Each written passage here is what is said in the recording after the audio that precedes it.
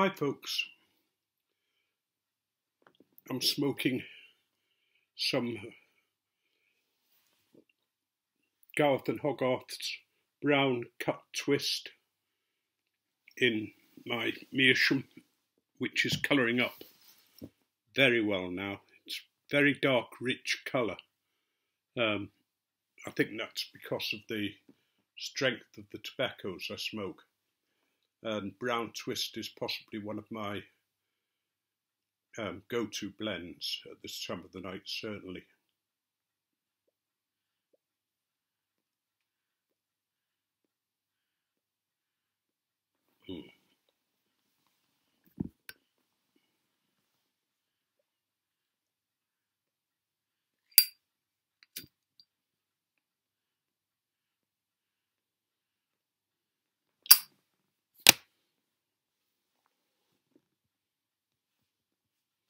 Well, I've finally given in. I've bought a pipe, one that I've been putting off buying simply because everybody's got one.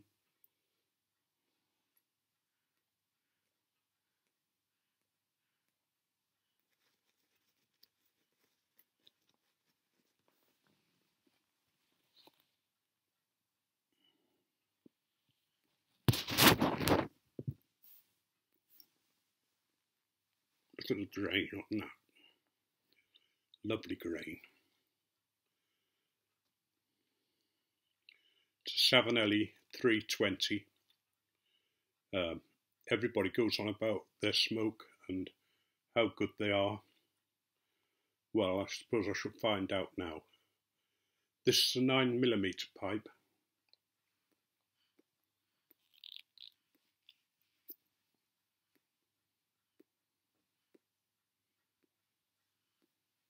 Very nice, thick stem there.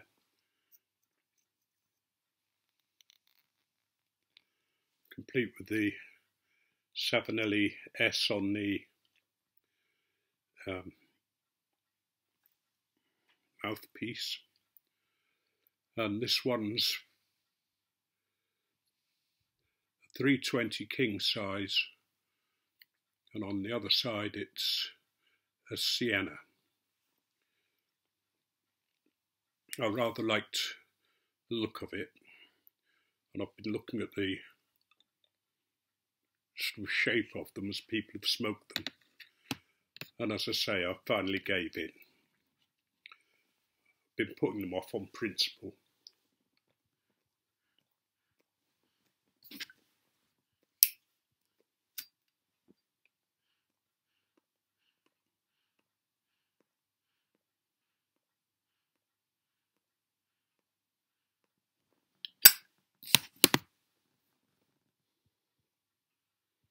Not because there's anything wrong with Savinelli pipes. I've got a couple of Savinellis.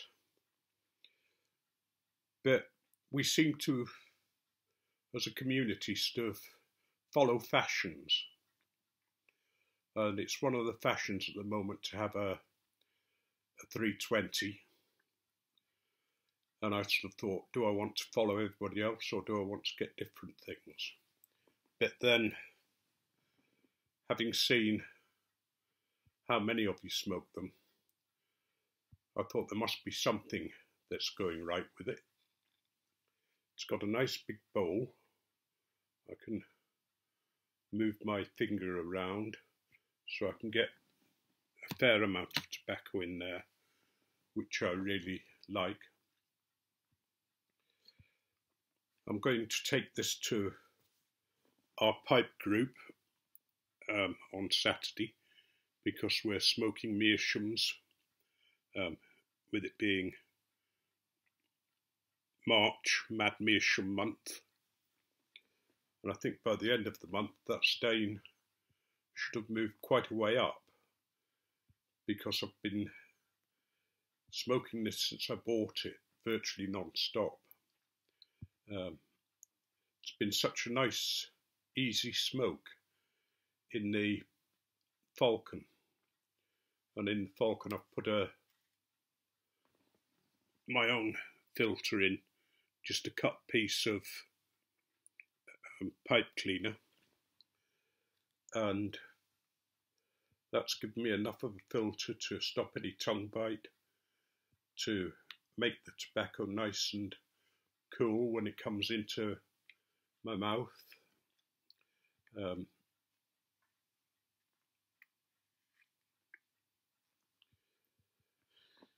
it's been such a pleasure to smoke, as I say, that I've smoked it virtually all the time. The meerschaum pots are very special, really, in that I smoke a meerschaum pipe at other times. But one of the problems I have with meerschaum is they get very hot. And if I'm not careful, I get tongue burn. Although I'm going to start putting filters in them. I've got some 3mm filters that should fit them. If not, I've got some 6mm paper filters, and I'll see how that goes. As for the different tobaccos, I really like this brown cut twist. It's got a subtle flavour. It's got a slightly rum topping, I think.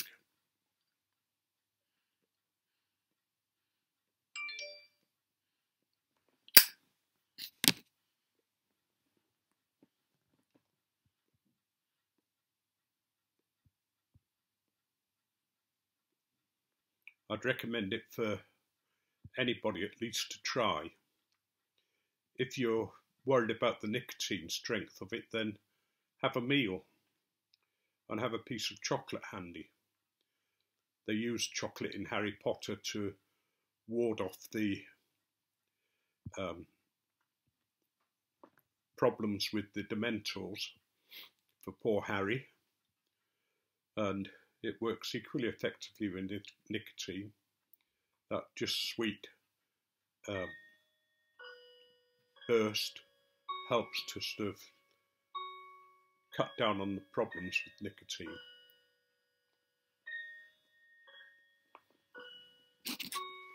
Things are going very well. I'm getting used to not taking 4 of my tablets a day for diabetes anymore.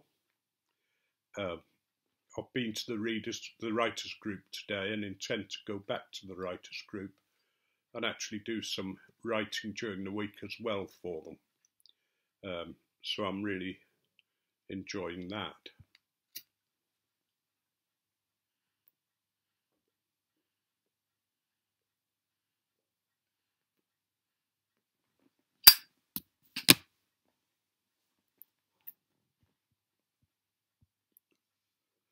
And today I've sent a parcel off to the States to somebody who I wanted to send some tobacco to.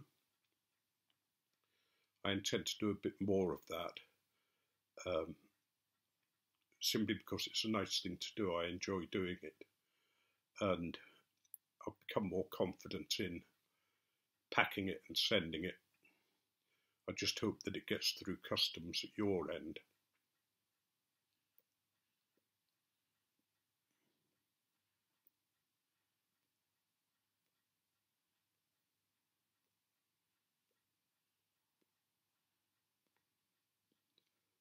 Unfortunately, it's been quite a rough evening. Carolyn's been quite ill, and I think she's beginning to feel a bit better now, but during the evening it's not been very nice for her.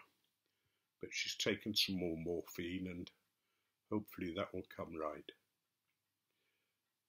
Mick's funeral's tomorrow, and then Pam's coming up here on Monday to stay with us for a while, so I'm looking forward to that.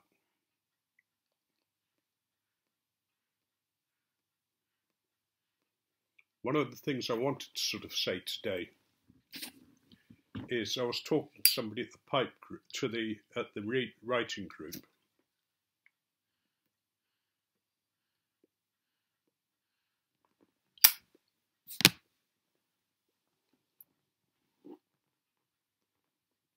one of the men there, and he writes some fairly romantic stuff, and we were talking, and somebody mentioned I mentioned that I got something for Carolyn's birthday, and that I normally send flowers at different times of the year for her. And I'm always sort of saying, I love you, you know, and that kind of thing. And he admitted that he's never, ever told his wife or his children that he loves them. He doesn't give hugs. He's totally closed in. He said it's all inside, and he wants, the moment he wants to express it, he just can't do it.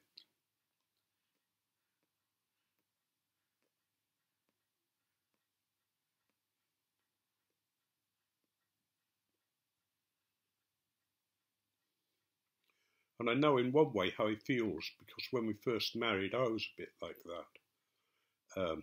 Found it very difficult to express my feelings.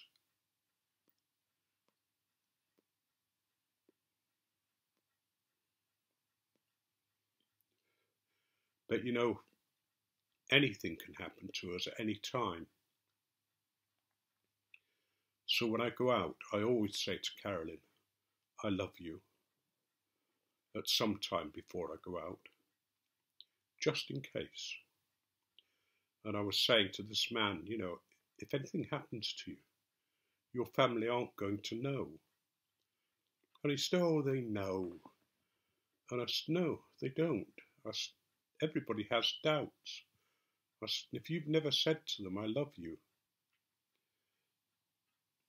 how do they know? They can believe that you care for them, that you look after them, that you're a good father in one way, but do you actually love them?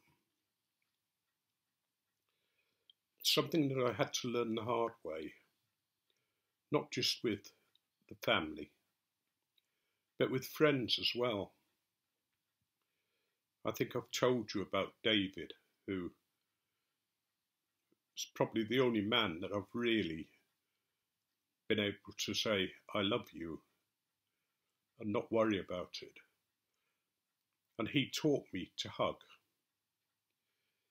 He taught me that it was all right to hug men, and that sometimes we all need that affection, that hug, that holding when we've had a bad day, when things have gone very wrong.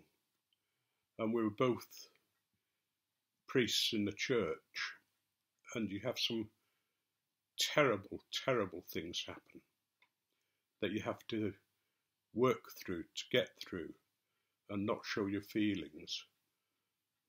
And that builds up. And you need sometimes somebody just to give you a hug, just to hold you, so that you can process what's happened. One of the times that I needed it was in my first church. I was only a deacon, which meant that I didn't have any real function. You know, it was the priests who gave absolution, the priests who blessed, the priests who did the baptism even, although anybody can baptise. But I got an emergency telephone call from a hospital in Bradford saying that they'd tried to get hold of any priest from the Anglican Church, and they just couldn't get anybody. All the hospital chaplains were unavailable. Everybody that rang was unavailable. And I was the last person, in a sense, that they rang. And I said, well, I'm only a deacon, but I'll come through.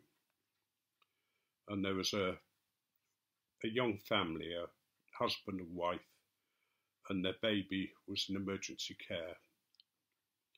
And the baby was not able to sustain life. It was on the machine until I got there. And they asked me to baptise the baby, which I did. Then they turned the machine off,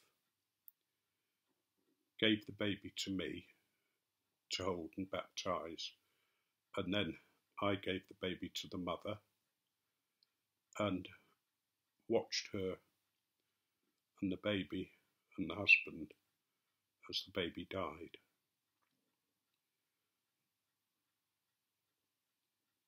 I held it together and was able to, I hope, give them some support. I won't say comfort. I won't say some understanding, because nobody can understand when that happens. When my own daughter died, there were people who said, I know how you feel. And I said, no, you bloody well don't. You may think you do, but you don't know how I feel. And I knew that they were feeling the same. You could see it. Utter devastation, utter shock. Anyway, I left the hospital and came home, and there was a lady on the doorstep who'd come to complain that somebody had moved the vase of flowers in the church by 6 inches. And I went ballistic. All the tension, all the pain, all the suffering came out in an outburst of anger. And I told her what she could do with her flowers. And she looked absolutely shocked. And I said, I'm sorry.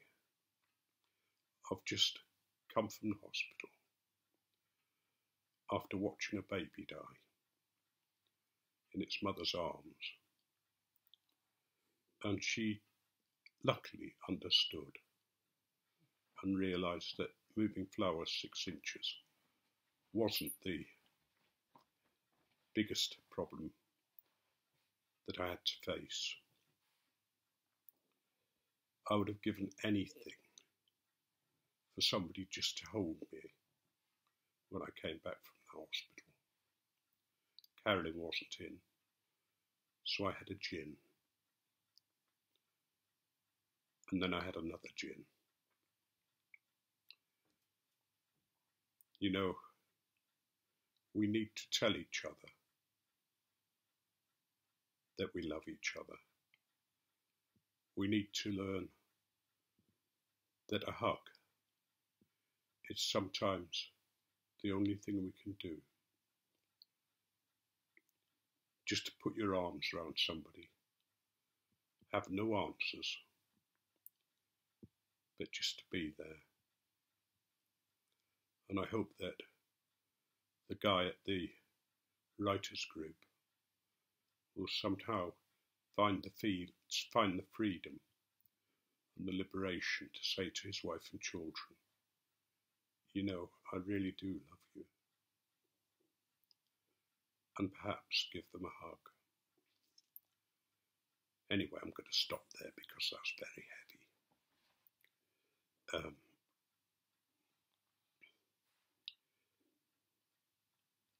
I just want to say to you all, I wish you every success and blessing in life. I wish you all the strength that you need, all the courage you need, and all the love you need. May each day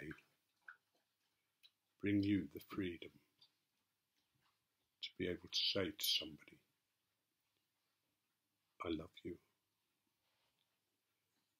Or to be able just to put your arms around somebody. The time I really saw it was in the factory that I worked in. All these big, strong, macho men who played rugger, who drank heavily. Whenever there was an accident in the mill,